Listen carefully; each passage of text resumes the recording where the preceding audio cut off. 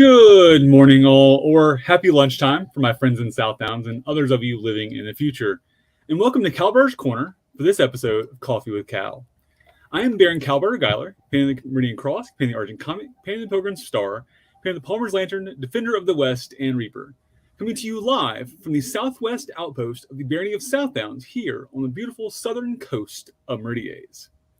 Now, joining me this week is a true badass. As I introduce this person, I would ordinarily add a quip or something funny about them, but I'm going to read a quote instead.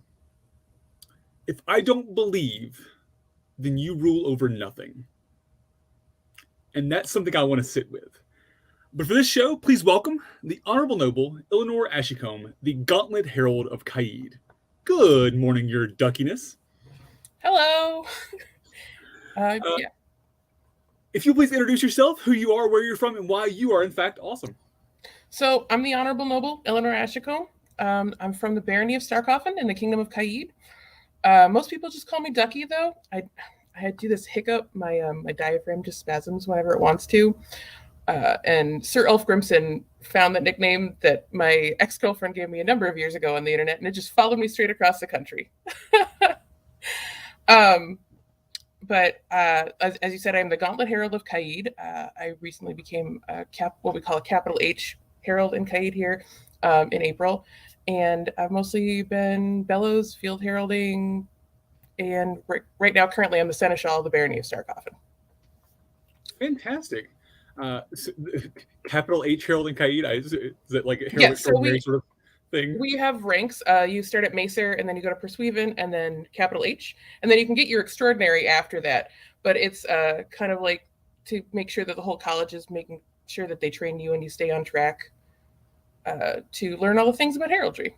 I love that. We tried something about that in Meridies here a couple times, and it's always gotten just off track because somebody's always objects, and we come up with some ideas, and it always gets shot to hell. So I'm glad that that's working out there. We have like some concrete ways to do it. Like basically, you have to show mastery in at least 2 forms to become a pursuivant, and mastery of all forms of heraldry to become capital H. So like you have to be at least decent with a book and armorial, but really if you can innovate the field heraldry or innovate court heraldry in any way, they usually go, oh, mastery, cool, done. All right, before you and I nerd about heraldry stuff, because clearly we need to do that. Oh yeah, no, we could. Cool, that's the whole thing there. So because you mentioned you are Seneschal of your barony, I'm going to go ahead and do this as well just to cover our bases. The views and opinions expressed here are those of the participants and do not reflect any official policy or position of SCA Incorporated, or in this case, the barony of Starkoffen. So just correct. Covering the bases there. This show is, of course, coffee themed, and that is the most important start to the day. So let's talk about our beans. Today's coffee for me is actually one I picked up on clearance in the holiday stuff. Ordinarily, I don't buy the Starbucks brand coffees, even though I shop there way too much. People would say like a Starbucks branded cup. Right? Yeah, it's like I have a couple of those too.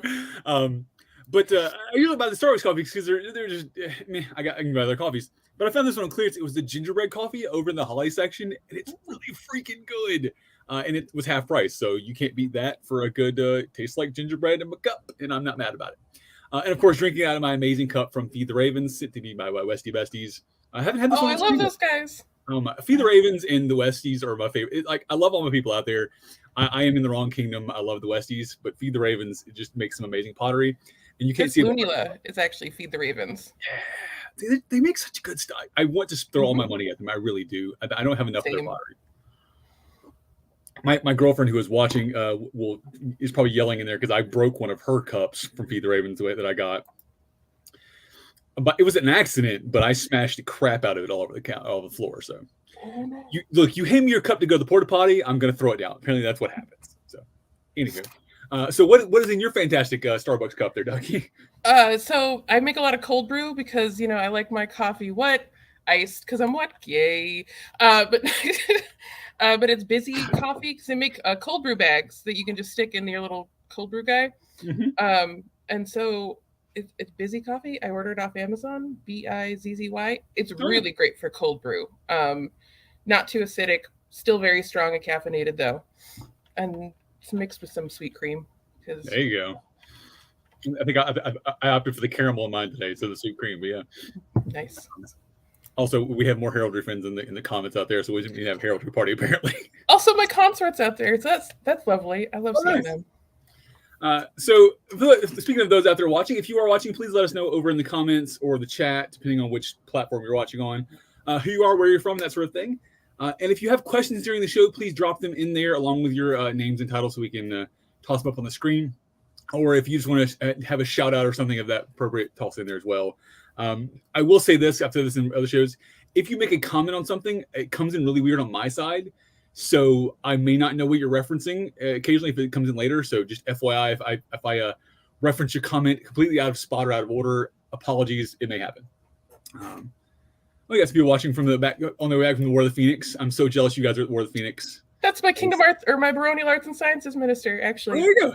Yeah, so all sorts of people love you, Ducky. Apparently, that's what I've heard. So I've heard lots of good things about you. So I'm excited about this talk today. Which, speaking of this talk today, what did you do? I have heard some stories. This came out of something happened, and I want to talk about that. So our topic is standing up and speaking out, which I think I had a misprint on the show graphic. Apologies for that. The idea of sort of standing up for what's right. And I invited you on because of something you did recently, and a literal gauntlet was thrown, not to reference your name correctly, but give us the background, give us the full story so we have somewhere to start from, and then we'll go from there. Right. So fun heraldry fact. In the Kingdom of Caid, when the coronation ceremony is happening, they literally throw down the gauntlet. They throw down the gauge and say, if you don't believe this person should be king, pick up the gauntlet. And for background on what had led up to the events, we had a particularly nasty crown fight where both contenders, we'd all seen them fight better, right? We'd all seen them fight cleaner, and we as a populace were pretty disappointed. Right. And this is not unique. It'd probably been, like I said, I was Bella's Herald, which is a Kingdom Field Herald, so I'd been seeing probably, I don't know, a dozen bad crown fights over the past 5 to 10 years. And that is not unique to Caid. That is not. We've heard that same story half a dozen times in the last year from multiple kingdoms. So right, and it's starting to become more of a big, more of a known issue. But it was a pretty bad one here in Caid. And coming out of the pandemic, I just didn't really particularly want to deal with that anymore. So that was the first crown coming out of it. And immediately after that crown, I went up to Crescent Principal Herald and was like, hey, what are we doing about this? Because that wasn't clean. I've watched Scala fight cleaner, and he had murder eyes. Love the dude, but like when he popped his hat, the I don't know if anybody's ever heavy spot, but like the OODA loop turns on, that thing of fight or flight. Mm-hmm. And if you don't stop yourself, you can really hurt somebody. And that fight or flight, you could tell it kicked on because he had those pinpointed eyes that just said, I want to hurt you. Not like I want to hit my friend, but I want to hurt you. Right. Yeah, we want to hit our friends, not kill our friends. There's a difference here. Yeah. Right. And they said it's being handled. And then I talked to some knights that I know, and I talked to other peers that I know, and they all said it's being handled. And I said, you know what? I've had 13 years of it's being handled. I got to figure out something else to do. So I get to coronation, and I see Sir Alejandro de Nuevo Castillo, who I haven't seen in years, honestly, because he, when he was Seneschal of Nordvaca, had some bad stuff happen to him and didn't really end up playing as much anymore. So I knew that to see him at coronation was kind of a big deal because he wasn't going to come out very much. And I sat down to talk to him because he looked like he was having a pretty tough talk with, I believe, I don't remember how she's titled, but the horseman call her the Dread Mother. Mm-hmm. She's Her Excellency Catherine from the Horsemen. And they were having this long talk about his letter that he had sent to their current majesties about how he wanted to pick up the gauntlet and how he didn't feel like Optimus won honorably, and a whole other, he had a whole page of complaints, really. And so I sat down to talk this out with her and him. He seemed very emotional and frustrated, and like he wasn't being able to get his point across. So I sat down and I said, you know what? I'm going to help my friend Allie with this issue. like let's talk this out. And as we kept talking, it kind of became apparent that one, I don't think either of us were getting through to her, unfortunately. But two, that she was also kind of stalling for time and waiting for somebody else to get there. And so eventually, Her Excellency Larissa and Her Excellency Catherine went into closed room with Allie to talk him out of this, right? He comes back out, we chat a little bit, and he says, you know what, I'm not going to do it. They said it'd be bad for the kingdom. I'm not going to do it. And at that point, my brain just sort of clicked on and said, yeah, okay, I don't like that either. And I started asking questions. I started talking to people. I asked other heralds and knights, can only Shiv pick up this gauntlet? Because even as a herald, I wasn't super sure of the protocol. You hear it all the time in the ceremony and you never think about it. Right. Well, and that's something that I've never seen in either kingdom. I've never heard of it. So that is very, very unique to Caid. So it's something that there's not like a rule book sitting around somewhere for it. Right. And so I just started, collecting tradition about it. And really, mostly it had just been regarded as ceremonial from everybody I was talking to at the event and everything that I knew personally. But those moments where everybody's looking and are ceremonial are some of the best things you can do for peaceful protest. Right. So as I started talking to people and talking more about their feelings about the day, so many people were talking about just leaving. When Optimus was crowned and just not playing for 6 months. And I got so upset with that. Yeah. I'll be honest. We just came out of a 3-year pandemic where we know we can't see each other, where we have to only do things like this. Not that podcasts aren't amazing, but where that's our only option. Yeah. This has its place. This is not the SCA. Yeah. Right. Yeah. And you're going to go home for 6 months because you don't like a guy? What? And so we started talking. I started talking to more people. And by the time lunch break happened, I realized I'm going to have to pick this thing up. There really isn't another. Sir Alejandro was not going to do it. It was the only thing I could think of that would make impact. I'm going to have to pick this thing up. Right. So the lunch break happens. We come back. We set up for the coronation ceremony. And Allie asked me to wait 15 seconds because I guess some knights were going to do something. And the knights from Droffen did end up standing up, taking off their chains and walking out of the hall. Which after Sir is something. And I appreciate and applaud them for that, using the bit of privilege that they have to show something at least. And, Sir Patrick and Sophia and the knights of their household have always been pretty amazing about that. They do try to listen and stand for the ideals of chivalry as everyone represents them, not just their own personal ones, but like they try to be a good representative of their order. I have always prided them on that. But they took off their chains and they walked out of the hall. But I waited that 15 seconds and I just didn't see anything that looked. You'd have to know peerages to know that meant something, that you. And then Alejandro asked them to do better. And they had 3 months ahead of crown to do better. Right. The knights, even as a whole, had 3 months before crown to do better, to come collect their boys. And they didn't.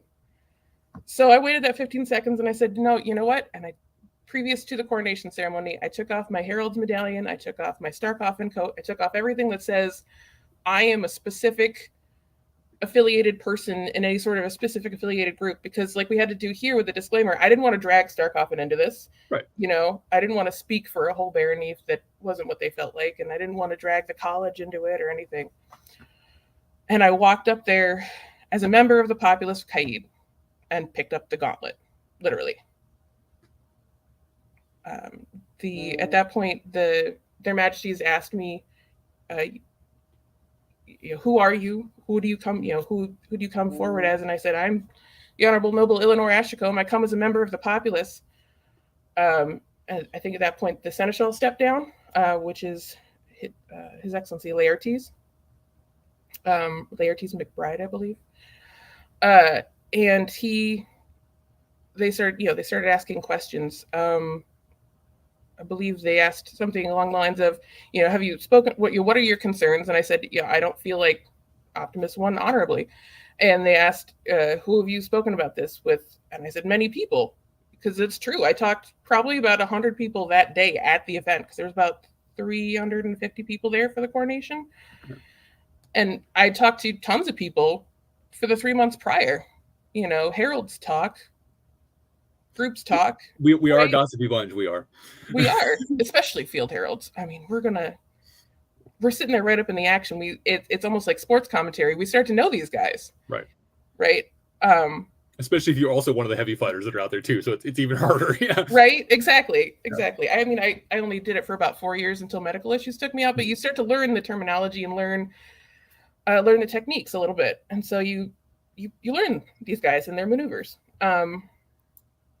And so they asked me, who did you talk to? I said many people, and they asked me to speak to my concerns, and I repeated myself. I said that I don't think that he won honorably, and I mentioned the Celadonus crowns, or the Celadonus crowns, which are unique to Caid. They are about yay tall with a big blue lapis lazuli in the center, but on the inside of his, or the king's crown, it says, "You rule because they believe." And on the inside of the queen's crown, or the consort's crown, it says, "For love, honor, and beauty." But specifically, I quoted the inside of the king's crown. It says, "You rule because they believe." And if I don't believe, you rule over nothing. I don't believe.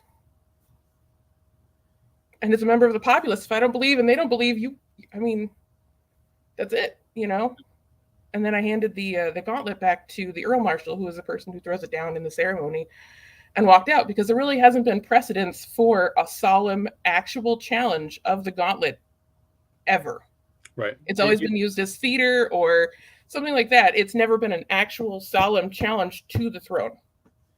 Well, like, from a completely logistical perspective, and this is the Herald brain talking, I don't know that there is a way to fix it either. Like, that's like, I don't know if something does happen that like did.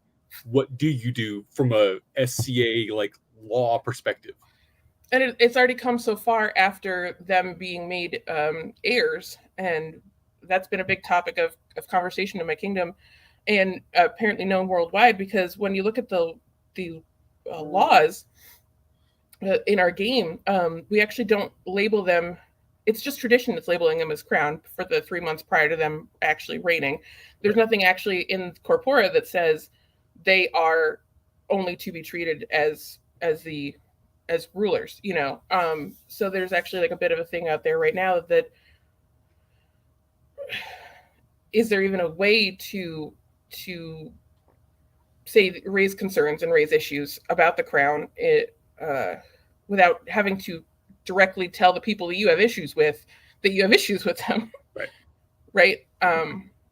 So that question's still being answered. Which, and that's, I think, as unfortunate as it is that this happened, and unfortunately you stood up and did this. I think that's how we make changes.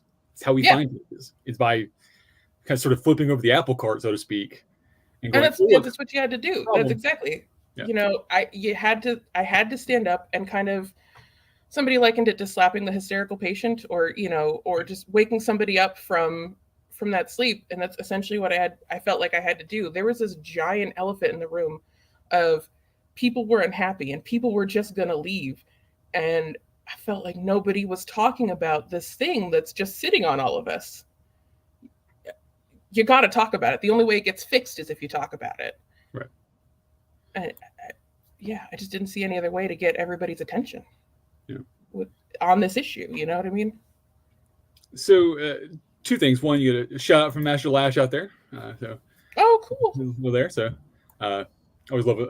I love when Lash tunes in. He has some really interesting comments that are often out there. So I'm excited. Oh, Jerusha's here. Joanna Garcia Stomel is the person who actually wrote about it and was supporting me the entire day. She's the exchequer and we traveled down there together to do this. Well, to go to coronation, because we have to for Privy Council. Right. But she was the one behind me all the way. In a very literal sense, she wrote our way out, because I just did the thing, right? But she's the one who got people talking about it past the people who were at that event. I was going to say, I am many states away from you and knew about it within hours because of her. Happening. Yeah, because we will publicly thank her for that. Thank you for writing. And I think that's of visibility too. So regardless of the issue and regardless of somebody standing up for the issue, I think with the lack of live streaming and certain things like that, lack of visibility, that visibility definitely helps us all talk about the issues now, because this is not just a Caid problem. This is a known world problem that we need to address. So thank you to her and other chroniclers out there and other live streamers and that are getting these notes out there. I actually think that the way she chronicled this could fix the chronicler's office as a whole, because we could be using that. We could be generating these, like, instead of the AP, we'd have the CP, you know what I mean? The CP wires, the Crown Prince wires, and it talks about the latest happenings at the last event, and get that FOMO going a little bit, get people back in the game, get new people back in, because they can just easily pull up the long form blog with the news on it, you know, like this person got this award and this person won this event and all these really cool things happened and here's what you missed. That style of writing, I feel like, could fix the entire chronicler's office if you just mixed it into everything else we were doing social media wise. Right. Yeah, no, I agreed. I think that's definitely a thing. And we see it sometimes, like I know we have the Meridia's Virtual Herald that does some of that. But again, that's one small she actually started doing that originally. She was the original Virtual Herald and eventually became Society Deputy Social Media and just started working that out there. And I think that those ideas should be followed through with. I think that her idea is a good one, and we should keep the virtual heraldry stuff going, because that is how we're going to get people in. Yeah. So I'll put it out there. Hey, Joanna, if you want to talk about that topic on a show with me, reach out, because I would love to have that as a topic, because I think that's another whole other part of what we do here on this stream. So message me. So back on topic, I want to bring up, there's been a couple comments I want to talk about, because, okay, so that happened, you did it, you were a badass, and kudos for that. Cool. Oh God, you just did that. Like, right. What have you dealt with since then? Because that's a concern I've got with how have you dealt with. Joe says she's down. Sorry, I distracted you. Joanna says she's down. Sweet. Yeah. So what have you dealt with since then? Had there been? I know you, I think you were called into court. Yeah, immediately after. Her Mistress Mary went and talked. Mrs. Mary Deadwitch Fitzwalter, who is amazing, went and talked to His Majesty Optimus and counseled him that he should deal with this immediately. You know, you can't just leave this thing hanging. Somebody challenged you in open court, and they had some pretty good reasoning too. So you can't just leave this hanging. And so immediately afterwards, His Majesty Optimus called me into court. I originally misheard him because of injuries I sustained in heavies, where I had a bunch of concussions, and I during my last one ended up fracturing my incus and my stapes. So I lose some low tones there. And I originally thought he said you have to bow, but he said you don't have to bow. And he called me into open court and talked about the way he was going to try to address my concerns. He said, I hear you. You're not wrong. Like, stuff's broken, essentially. But I'm only one person. I don't know how to fix it, but I'm going to try. And I told him, you know what, this is not your fault, Optimus, but it is your responsibility. Because it's true. He's like a 20-something-year-old kid. Oh, wow. Okay. Yeah, his consort, I think, only 22, and he's just maybe a couple years older than her. This is their first generation of people in the SCA for them. They're relatively young, and they weren't part of these systemic issues, but they did get caught up in them. Yeah. So now it's their responsibility to help break them down. And since then, he did actually ask me to be his advisor. I polled the populace of Caid because I had their name in my mouth. I said, you know what, I'm going to go talk to Caid, because I don't know if we all want to work with you. I don't know how we're all feeling. And I just put everybody's name in my mouth. So let me go check in with them. Right. And I talked to, between the people at the event that day, and then I left polling open for about a week, I talked to 307 people about how they felt Caid was running. I didn't even know we had 370 or 307 Caids. Caid's not very big. Like, it's only a little bit of state there. Yeah. Right. But we do. We have all these people, and some of them were coming back from not playing, and some of them have retired from playing. But I still counted their feedback as important because they're the foundation of our game. Sure. Like Thane Aedwin reached out to me, and he hasn't played in ever. I have not personally met him, but his wealth of knowledge about the institution of the SCA is invaluable, and so I wanted to hear his perspective. And people like that, I wanted to hear their perspective. And so eventually I did say yes. I did tell Optimus that I would be his advisor, and I also told him pretty plainly, like, if you come to me about an issue, I'm going to ask your populace. That's what I'm here representing. I'm not representing myself. Right. I'm representing these 307 people now. And so far, we haven't talked about too much because their reign did just start, but they got some big ideas, and we're working with the Kingdom DEI office to try to start some projects, be more inclusive. We're talking about getting more DEI roundtables going that actually focus on people's experiences rather than talking about all the ways that we haven't done things for them. Right. Finding out what actually has happened to them and what we can actionably do about that. And survivors networks, other things like that, like where we can get people to understand the SCA's investigative process and help aid them through that as members of the SCA. Like, yeah, I know this thing happened to you and it's being investigated. So let me help you with this process. So we'd be like your victim advocate almost, explaining the whole process to you and being the person that's there to hold your hand and talk to you through this. So you don't feel left out and you don't feel like we don't care. So we're working on some big stuff. It's going to lay a groundwork, I think. So regardless, to speak to His Majesty's credit, so it sounds like a bad start and a challenged start, but is turning into good stuff? Exactly, yes. Yeah. I really did not know Optimus, so I didn't know what to expect. I didn't know Optimus or Issa, frankly. I know of their household, the Horsemen of Judgment Keep, but I didn't really know too much about them in particular. So I wasn't sure where things would go once I did what I did. But to these kids' credit, and I don't say kids derogatorily, I just mean like age-wise, they are 10 years younger than I am. They are stepping up. Right. Both of them. They are stepping up. They are so... They listen. They actively listen to you when you come to them with real issues. They give you their opinions, but they also sit there and ruminate on your words and actually take them into account. And while it might not always change their mind, you can tell that they considered it. They're acting like the true leaders that I've wanted for like 10 years. And I don't know, I just had to wait for some 20-year-old kids to win crown, I guess. I'm going to ask a challenging question. It makes me wonder what happened in the 3 months prior to that then. Because so you mentioned, and this is a statement I've heard multiple times, it's the we're dealing with it mentality, right? We're dealing with it. This is speaking from the Shiv or the other period circles. And I hear it mostly from the Shiv. I had a knight that I talked to here in Meridies a lot. That was he had sort of the behind the woodshed mentality of problems. They take their problem out behind the woodshed and deal with it, which annoys me to no end. Whereas occasionally, the idea of chastise in private, praise in public makes sense. But like you said, the idea of our investigative process and victims, we need to be a little more public about our problems sometimes, especially when the problem has been publicly called out. Right. In this case, the problem was very public and publicly called out, but then wasn't publicly dealt with necessarily.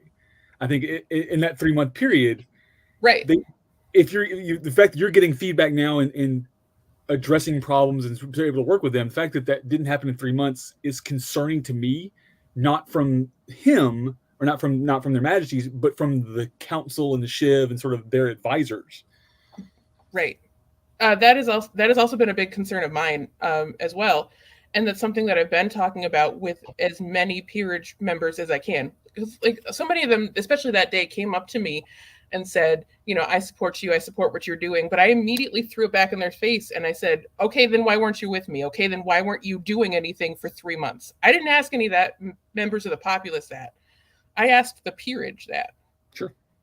Because they're the ones with systemic power that said that they were doing something and then nothing got done. Right. And I had been talking I know that I had reached out on social media because I didn't have like direct lines to Optimus or to Scala, frankly. But I'd been reaching out and asking for updates, asking for, making suggestions too, not just throwing stuff in their face, but saying, hey, here's ways that you could be more transparent. Like just have a Shiv council that is just talking about this issue. Zoom it. Make a live stream out of it so that we can all see that you're talking about this and hear what you're talking about and bring up concerns to you that we might be having. Make it an all fighters meeting. Make it not just a Shiv meeting, but every single fighter gets an opportunity to help fix this issue, because it's not just a Shiv issue, it's a fighter issue, right? So, and I just wasn't getting anything back. I wasn't getting any feedback. I wasn't getting any acknowledgement, except for some very rote, oh, we're trying. Oh, remember that I've been in this game with you this whole time. Don't get mad at me. We're still trying. Okay. Yeah. Okay. No, I'm with you. You. Yeah. Because if I'm talking to you about the issue, that means I'm working on Ganakuya with you. That means I'm here to solve it. Don't remind me that we're all playing the same game together, because that just makes me sound like you're tone policing me. Right. Like you don't want to hear the exact tones that I'm saying it in, and you should really be focusing on my words, not the tone that I'm saying them in. Right. But yeah, and I just wasn't getting anything back. And almost a week after, or a little under a week after, they changed the rules in Caid to do a more active marshalling style, right. Where the marshals come together after each bout and talk with each fighter and say, hey, do you feel like everything's good here? Do you feel like everything's good here? And they can be more active and give input about, well, no, this one looked flat from our angle. And you could even, I think the rules even state that you can ask for a fifth set of eyes. They recommend 4 marshals. You can ask for another set of eyes from the field herald of, this is what I saw. This is what the people out on the Eric saw. Right. And we've seen Unbelted and Consorts Champion use both that format. And it actually worked really, really well. It made the day run like a little hair longer because some conversations needed to be had. But everybody walked off that field much calmer, much right. more happy with the day's events. And also some people actually walked off the field with better knowledge of their fight. Right. And able to fix specific issues in their fight. Yeah. So the part that bothers me about that is that we had to do it, right? Mm-hmm. As a heavy fighter, my honor is what's out there. And I don't get me wrong, I've missed shots. I've been called out on bullshit. Like, it's happened. I am just as much fault as anybody else is out there. But the fact that we had to have something happen, it was a major problem, and then go to a more strict system than we really need to have, frankly, because we shouldn't have to have this. We shouldn't need this. It should be the default. It shouldn't have to be codified. Correct. But it's not, and it hasn't been. And Lash brought up a good point here, and this is not just Shiv, but sort of fighting in general here. There's been sort of 2 schools of thought. It's either don't bother us, we're the Shiv, or don't bother us, we're the fighters. Or it's always been done that way, so what do you do? Right? Tradition is just pure pressure from dead people, though, sometimes. And just because it's the way it's always been done is not a good reason to keep doing things. If that were the case, I wouldn't have citizenship as an Indigenous person. Because 100 years ago, I wasn't allowed to be a citizen, so the way it's always been done would mean I don't have that right. Right. That's not a good reason to keep doing things. Okay, comments. It sounds like it took public embarrassment to make them believe there really is or was a problem to be dealt with.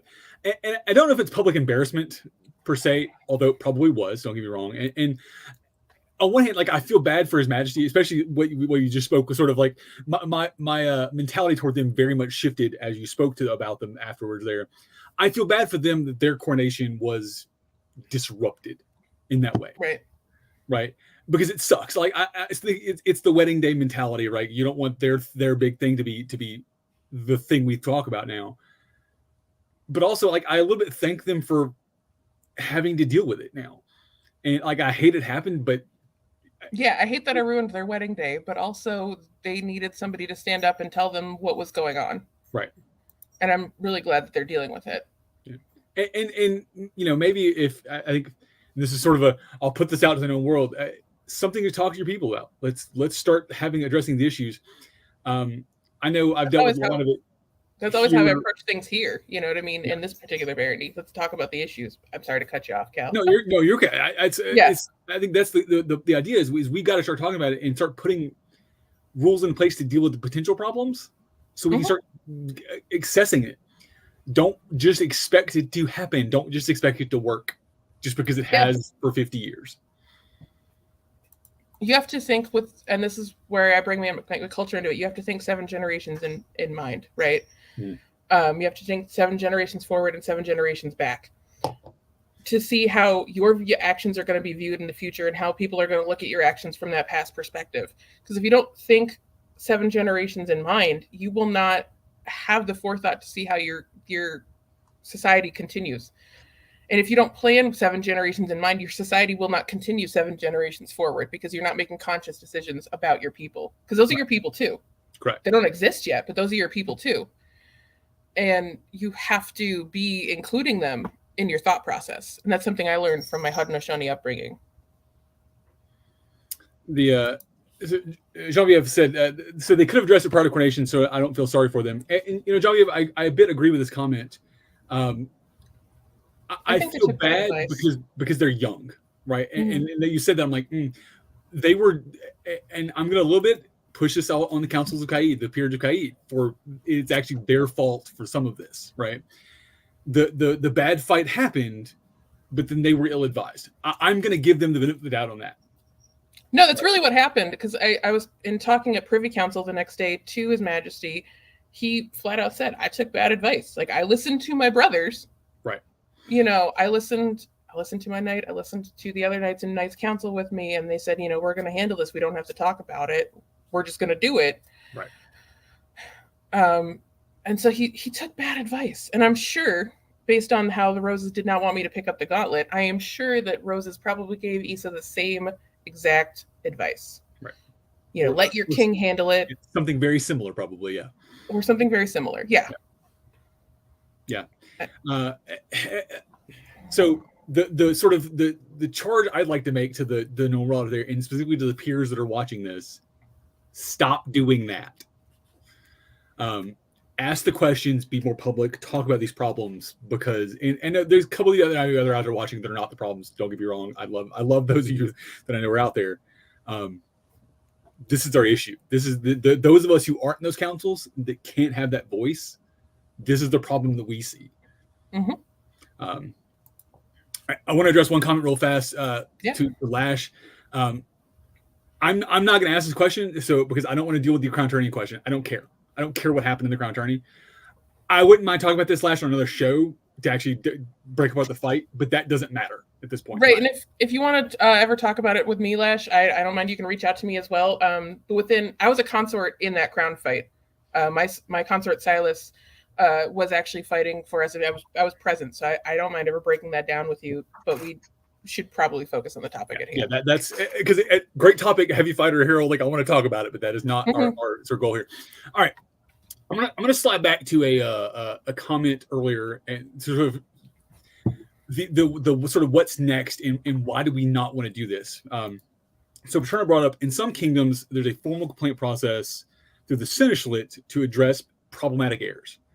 But it's still risky to do that. So I think that's the issue from a non-peer, from someone who's not sitting in these councils. There's a risk to our career, so to speak, in the SCA of, well, yeah, but if I balk at this problem, then I'm not going to get made a pelican, or I'm not going to become a knight if I object to this. That is problem number one. The other problem too is that you then have to sit in front of the people you have a problem with, like, directly, and tell them to their face in a private meeting that you have no way of having backup in. Right. You know what I mean? Because if you already think that you are in danger socially, to then walk into that situation alone and have to confront those people is even scarier. Right. And to lack backup and to lack that accountability, because it is behind closed doors, is even more terrifying. And it's not something that actually should happen behind closed doors ever, because if we have a problem with our heirs, those are the rulers of an entire group. It has to happen in public. Everybody has to be happy with that outcome. Right. Everybody. Yeah, and then you're always going to have the I don't like person X for Y reason, right? That's always going to be a thing. There are people who don't like me out there, I guarantee they're not watching this show, but it's okay, right? I'm not everybody's cup of tea. I get it. But if there's a problem, like this case, it's a problem within the system of our game. Mm-hmm. That's good to address. Hey, you don't like how I talk to you in the third grade? Okay, we can't. That's not a problem we can fix today. Right, but if this is a big systemic issue like this, that is something that you can't actually address, and it's something I've been trying to address for years, because there have been other systemic issues. Great point there. Thanks for that up there. No, and you're absolutely right, Trevor. But when we do have issues with them, that's going to be outside of combat, right? Like, and there has to be, because we do choose our rulers that way, we have to be okay with the way our rulers comport themselves on the field, first of all, but then also be okay with everything they do afterwards. Because they're wearing our honor on their head. That's what the crown is. That's our collective honor and our collective belief, and it's sitting on their head. All $10,000 to $15,000 of it, probably. Right. We're not talking about that. It's a dumb number. Yeah. Yeah. And so yes, we picked this way. We've decided we're going to do ruler by combat. But now we have to give everybody the chance to air out any grievances about it, because it's the way we picked. Right. Yeah. So I guess the question on that is once we air our grievances, what do you expect to happen? What do we as people want to happen? Because there's a whole lot of, we can complain about it, sure. But like, how do we get a next step that it's equitable, I guess, is really the best way to look at that. That is, it just doesn't turn into dogpiling and mm-hmm. nonsense.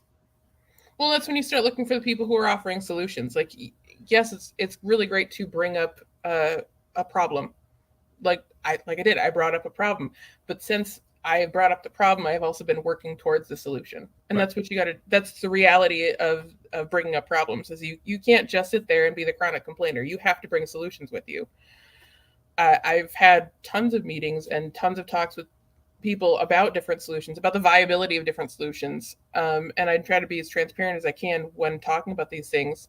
Like, days afterwards, I had a meeting with the Seneschal and the Kingdom DEI officer about 24 ways I thought our kingdom could be better to include DEI. All right. I like that. It's good. All right. Yeah, and I worked on that, but I didn't even work on that document myself. I worked on that with one of the other members of my household, Silenus of Massidiae, and Elizabeth Upton, who traveled down, I believe, moved down here from North Shield to Caid.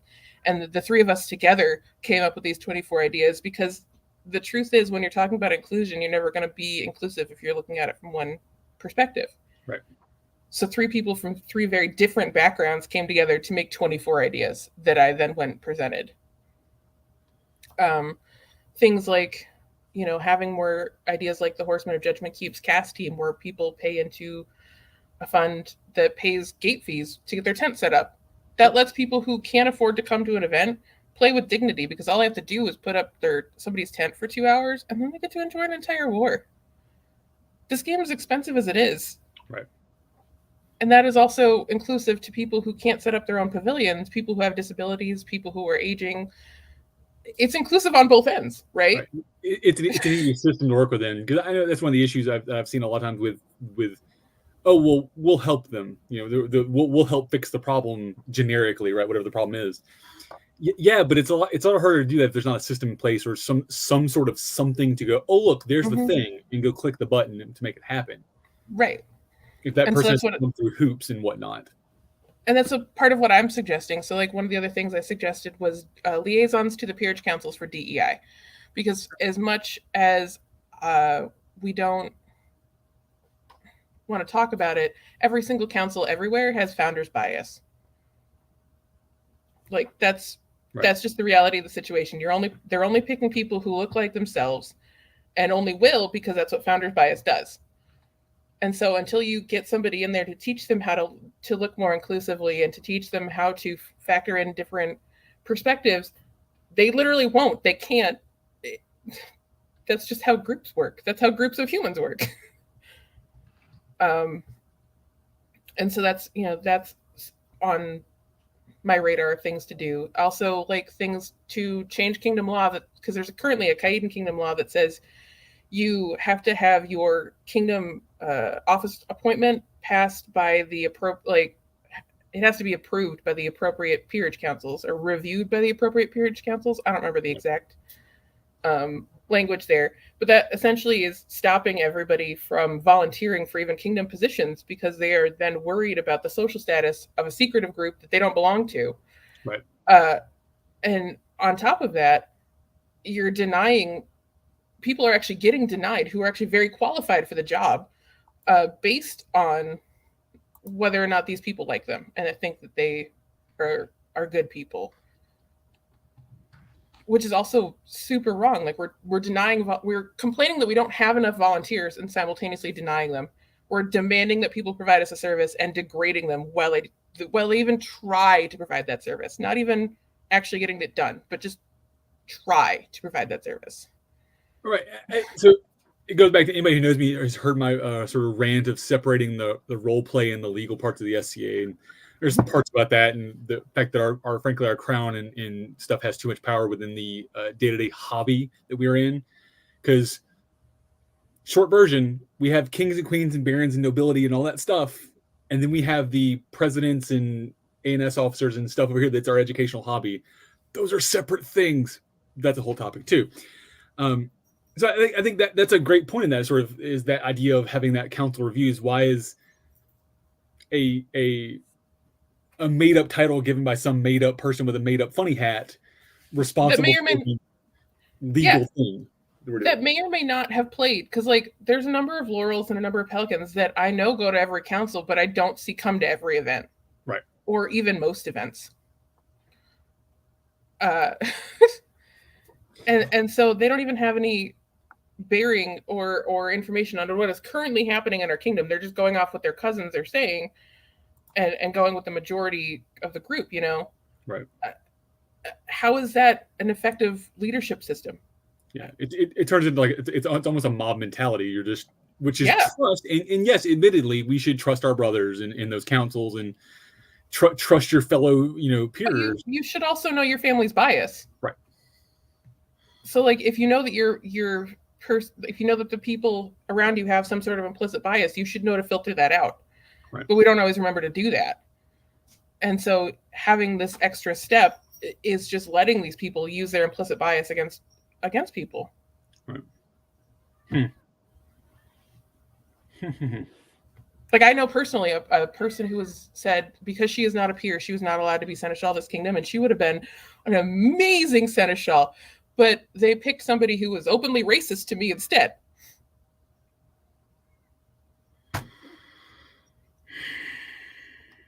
Who had a fight with me about whether or not Pocahontas was the first MMIW over somebody who would have been actually qualified for the job. Okay, pause for a second. MMIW, catch me up. Missing and murdered Indigenous women. Thank you. Not when I heard yet. I was like, okay. I was trying to track the letters. I was like, nope, I got nothing here. Thank you. It's technically missing and murdered Indigenous women, girls, and two spirit people. So it's MMIWG2S. Gotcha. All of that problematic. Okay. Because it was realistically that separation, that idea of how we're judging those is a whole topic we could look at in the SCA of how to improve things. Sounds like we need another show on that topic. You and I will talk on that. So I want to cycle back to the idea, the sort of the standing up again, and the what we can do to call these problems out publicly. And somebody said this, and I want to make sure we address this. The outcome, and I don't know if this is addressing, but I don't think it's wrong. The outcome is swept under the rug. That happens a lot. What are we doing, and what are you doing within Caid, and what can we do to make sure that doesn't happen? Because I think that's the issue: is big problem happens, no resolution's ever seen. How can we make sure the resolution is big as the problem? We have to keep talking about it as much as we're talking about the problem. And I know that sounds like virtue signaling. It's not, though. Okay. It's absolutely not, because we have to. we, the populace, have to be using our collective voice. We have to act like a little union and come together and keep talking about these issues and pushing it forward. Because if we know that we're talking into a black void with the bot, and we know that we're getting these stone walls with the peerage and our kingdom, we have to keep pushing. So even if it's just talking about this stuff with your friends and writing down a Google Doc of your ideas that you then send off, keep track of all of that, right? Make sure that you're still talking about it. Make sure that you're finding new ways, even tiny ways, that you can affect change in your particular barony or local group, even your household. You know, it's, and like Krista just said, stop being afraid. Yeah. I don't want this to sound like very depressing because it might come out that way, but I gave up my sense or dream of getting the peerage a long time ago because I realized, number one, that is a group of people that looks nothing like me. Right. Not a single one of them. And so I'm seeking acceptance from a group that I have nothing in common with. But number two, I don't need the social acceptance from these people to make change. Nobody does. Literally nobody does. Right. You just have to believe in yourself and have a support system, a healthy support system. Anybody can do this. I agree with you, and I've had a similar conversation with, I think with Lash out there, because it's hard to fix a problem that you're not a part of. It's hard to fix a system you're not within. So a lot of us, well, I want to be a knight. I want to become a knight so that I can get inside the knight circle and help fix it. And I've seen a lot of friends of mine that have gone that path and then nothing's changed. And I've called them out and I've called them to task on it, and not helping, but we're getting, hopefully it's improving. But you're right. I think that, so my mentality has always been like, I'm going to live knightly, and I'm using knight as a generic term here. I'm going to act the way of Shiv, regardless of what belt or baldric I wear. Mm-hmm. Right. Because I think that's my goal personally. Again, I fail. We all do, but that's the goal. And if it's not about how you fail, it's about if you're getting better. Right. Yeah. And to be honest, people can work inside the system to help change it, but you also need counterpoints outside of the system. So for every person that is inside of the system helping to try to change, there needs to be somebody standing up outside as their counterpoint outside of the system to help it change as well, because neither is going to be effective without completely without the other. Right. Intersectionality is the only way you actually tear down a problem, because the problem is never just one angle. Right. You need every intersection of the problem to actually bring it down. Standing up for justice and equity is much more important to me than getting the fancy hat. That makes me unpopular. I'm okay with that. Raven, mm-hmm. I'm just gonna leave that right there for a minute, because I think that's and I would hope in those of you watching, the 30 of you right now, you're here, I think, because we have probably similar mentalities, and I often don't want to think that these shows are turning into a vacuum chamber, because it gets shared out and people see it. But if more of us can share that sentiment with our friends and with others and start being that little bit, it's hard for one person to do this. It's a lot easier if 20 are doing it, or 100. Well, this one action got 30 people in a room. Right. That's all it takes. This one action will ripple out. I've watched art. I've watched people come forward and talk about experiences that they didn't think anybody was actually going to support them about.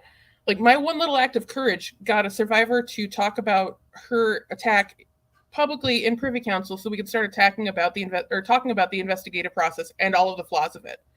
That one little thing started to inspire more change. And so if you do this one little thing and let other people know, do it in a way that other people notice, I guess. Right. And letting it speak for itself, little ripples out will happen. They will, and it won't happen all at once, because change doesn't happen all at once. Sustainable change happens slowly over time, and that's annoying, and it's sad because you don't want to think about that, but it's true. And so you have to keep making these small changes so that eventually ripples become waves. Right, Krista? Ripples become waves. I made ripples 13 years ago, and now I am the Seneschal of the Barony of Starkhofen, which is a thing that I did not think would happen when I showed up 13 years ago, because it was just a bunch of white dudes. Right.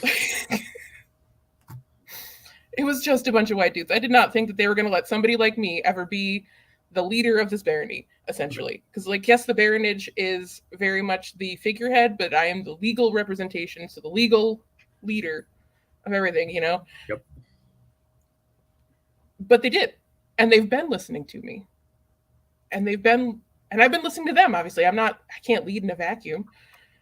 But it's slow systemic change over time. So 13 years later, a two-spirit pansexual person is now the seneschal of a group that people thought was really racist and horrible, except they weren't. Well, you know, yeah, and again, I think they might have been. They're not. They're clearly getting better. They were ignorant. That's fair.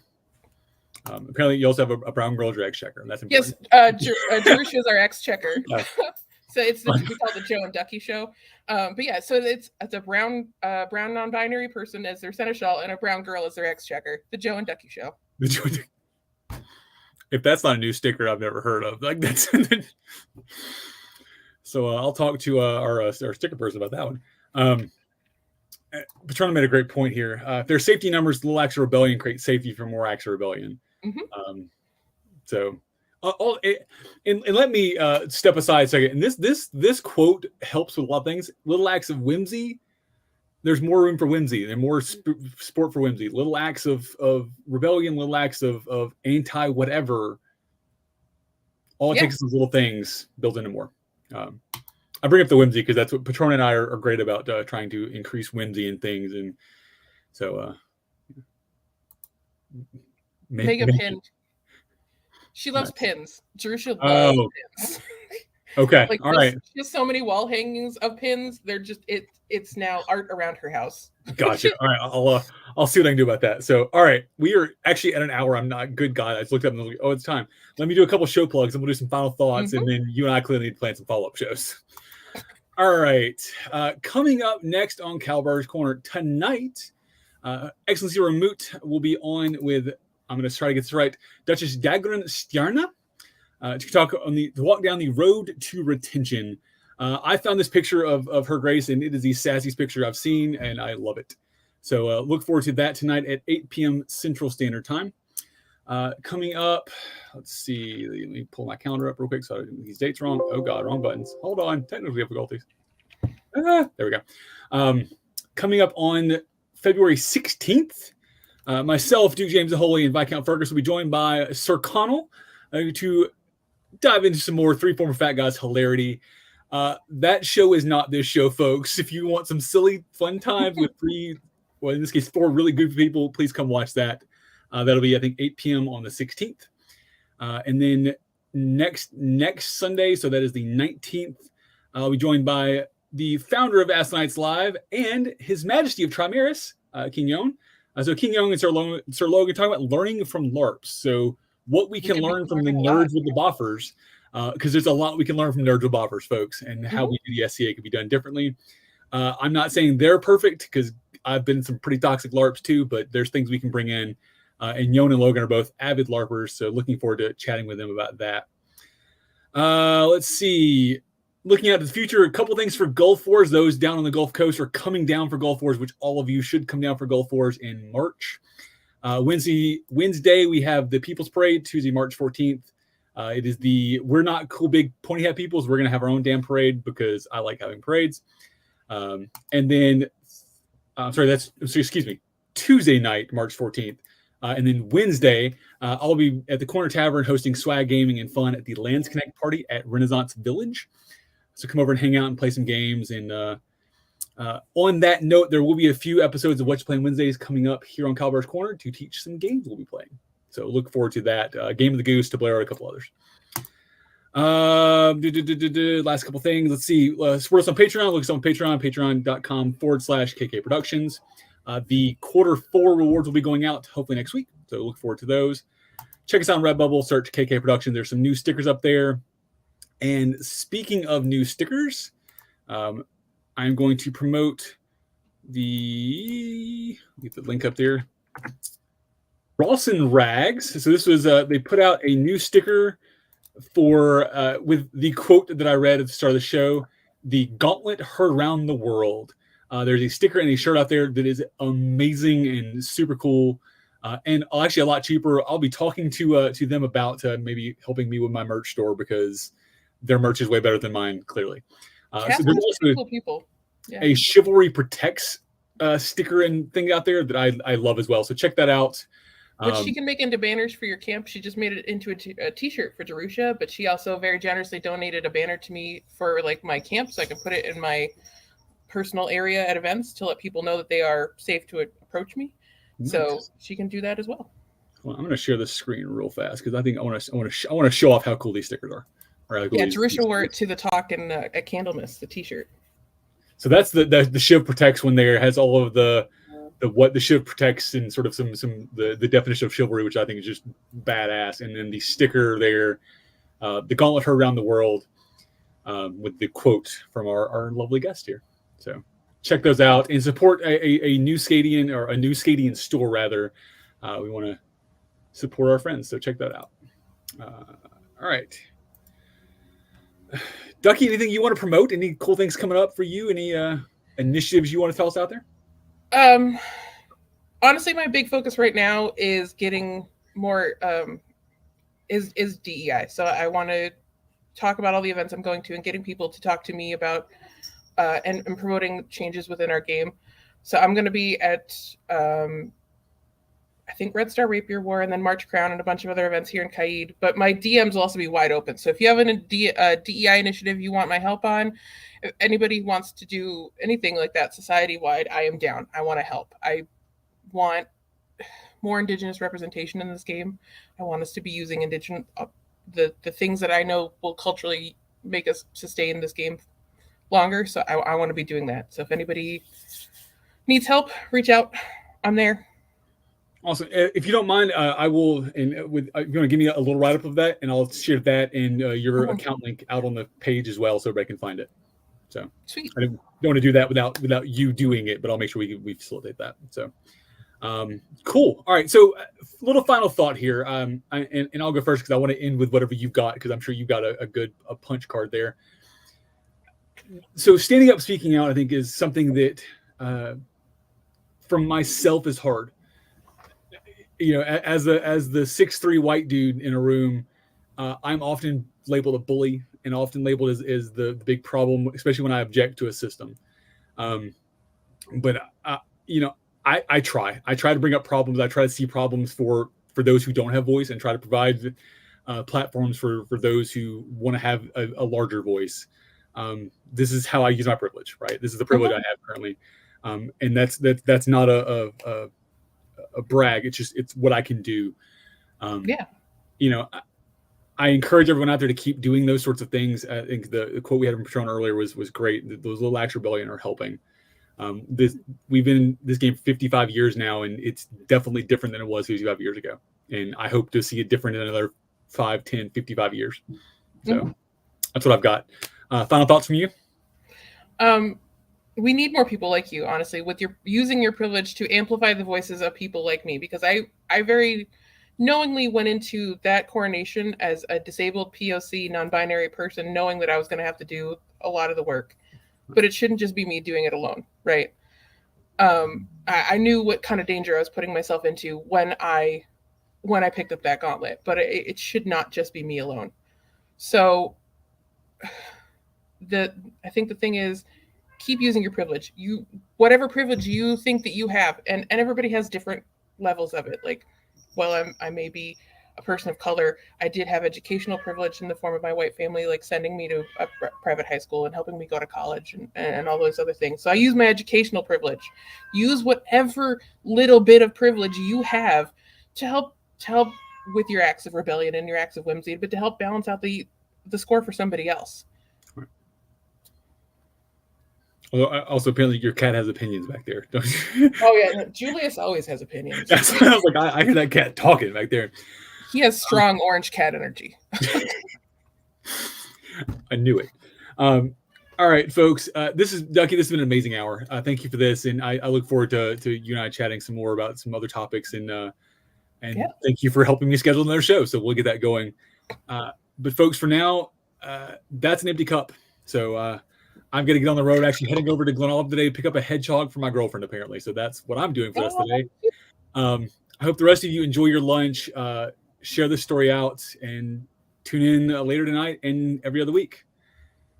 But until then, this has been Ducky and Cal in Calbur's Corner. Have a good day, everybody.